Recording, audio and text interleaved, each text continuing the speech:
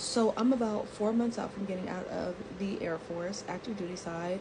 I'm a little bit sad, but also very much excited for it because I know that I need to start working, like walking my purpose. But that's not what this video is about. So I work with a retired lieutenant colonel. He came down and sat right next to me. It was like asking some questions about how long I've been at the base. And I was like, I've been here for 3 years, well, my whole entire contract. And he was like, so where'd you work? I was like, I was at this one squadron for my whole entire contract. And then they moved me over. He's like, I don't understand your guys' like staffing, yada yada, when it comes down to the career field that we work in. I said, none of it makes sense. But I had told him I came in with a bachelor's degree. He was like, I'm gonna stop you right there. What do you mean you came in with a bachelor's degree? I was like, I came in with a bachelor's degree because the officer recruiters on the outside are not the best.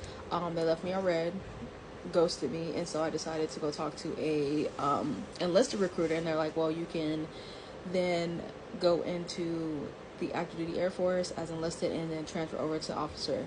They didn't tell you that is hard, okay? They didn't tell you that it's actually quite hard to transfer over from E to O, and it's very much competitive, right? So I was telling him, I was like, that's what happened. He goes, so you decided to give up? I was like, no, I didn't decide to give up. I decided to join the Air Force regardless of the fact of I came in the officers. So he's like, you don't like money? I was like, I love money. Okay, I do. But I feel like I get very well compensated for me being an E4. It's not officer pay. It's not officer pay, but it's fine. It's livable. And I had told him I also got my master's degree. He goes, you got your master's degree and you are getting out of the military? He goes, do you not know that there's a lot of stuff that you can do? He goes, well, what are you going to do? I was like, well, I got a master's in biomedical science because I am planning on becoming a PA. And I have applied to schools already. I'm waiting to hear back from a school down in Springfield, Missouri. And I'm just waiting to see if they're going to extend an invitation for an interview or if I'm going to have to apply for the next cycle. I'm claiming that I'm not going to have to apply for the next cycle because I'm getting into school.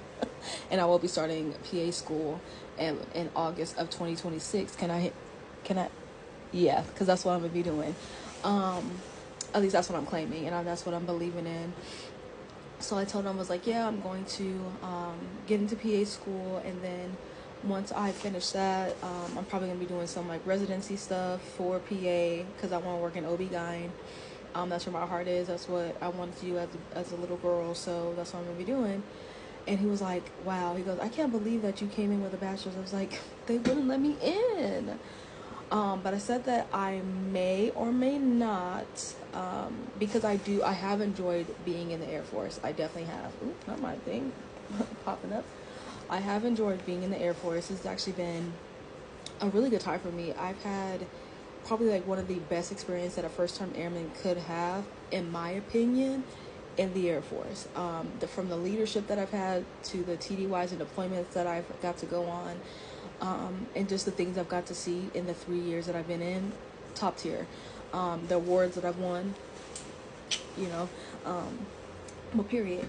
But I was like, I might go, like transfer or like do the reservist thing once I become a PA. Not right now, because once I get into PA school, like I don't want to have to worry about drilling, making time up, whatever the case may be.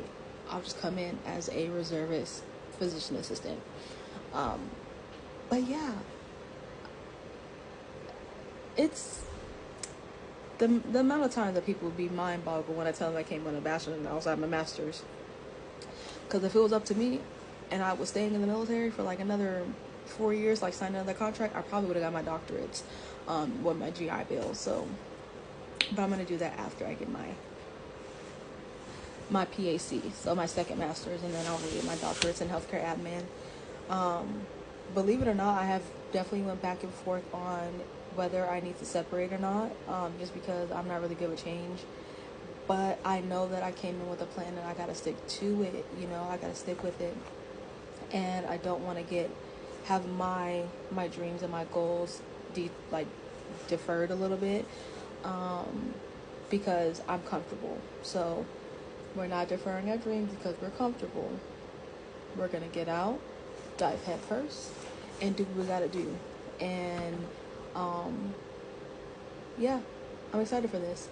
I'm finally like being level headed because last week I was going through it, okay? But this week I'm level headed. I know what I want to do. I know what I need to do. I know what I came to do, and we're gonna stand on business. It's not clocking much. I'm standing on business, but that's all I wanted to share.